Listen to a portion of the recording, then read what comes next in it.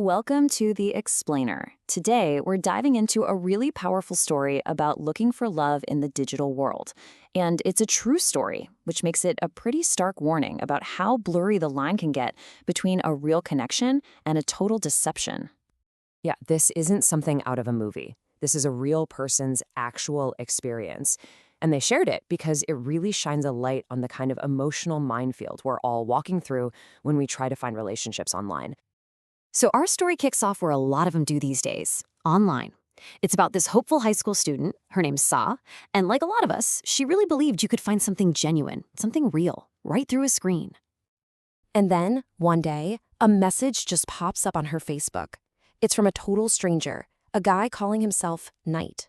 It was a simple, friendly message, but that one little message was the spark that started everything. Just a simple, hello, nice to meet you. But something about it just pulled her in. So naturally, her curiosity gets the best of her, and she clicks on his profile to figure out who this guy Knight really is. And what she saw, wow, it was just captivating. The photos showed this incredibly handsome guy with a super warm smile, a really charming vibe. I mean, he was basically the exact person she had always dreamed she would meet. So from that moment on, things just moved at lightning speed. They were talking constantly, every single day, and the connection just felt so real, so deep. And get this, in just 1 week, they were officially dating. All of this without ever having met in person. But there was this one kind of strange detail. When they talked on the phone, his voice was a little higher pitched than she expected.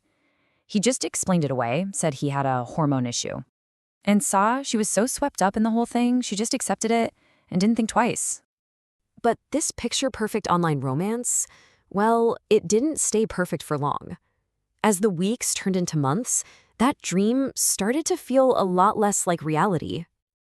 I mean, you can imagine, Sa was dying to finally meet the guy she was falling for, but every single time they tried to make plans, an excuse would pop up. The first planned meeting? Postponed.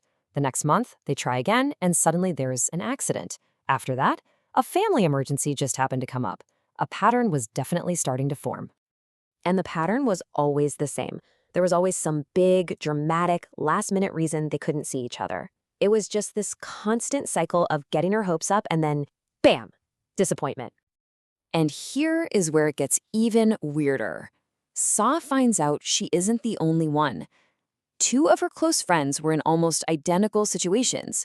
They were also in these super intense online relationships with people they had conveniently never managed to meet in person.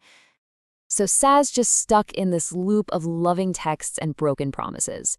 And then one afternoon, her whole world just comes crashing down. It was all shattered by a single unexpected TikTok video. A friend who had no idea about any of the drama messages her all excited, sending a link. She thought she was sharing amazing news, saying, "Hey, your boyfriend is famous. He's a net idol." So with her heart just pounding, Sa clicks the link. And there he is. It's Knight, the man from the profile pictures. But he isn't alone. He's with his real-life girlfriend. And they looked so happy together. Shaking, with her world just collapsing around her, Sa knew she had to get to the bottom of it. She finds the profile of the actual man in the video, and, taking a deep breath, she sends him a direct message, just desperate for any kind of explanation. The replies she got back confirmed her absolute worst fears. The guy was blunt. He said, "I don't know you at all. Someone used my pictures."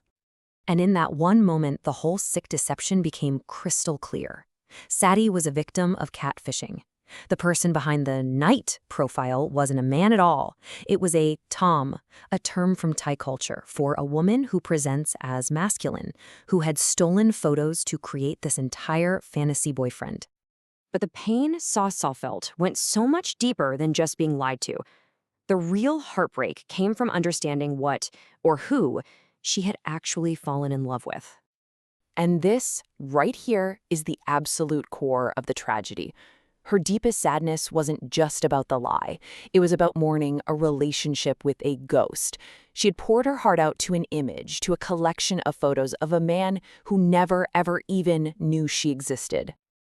Man, this story is such a powerful reminder for all of us, isn't it?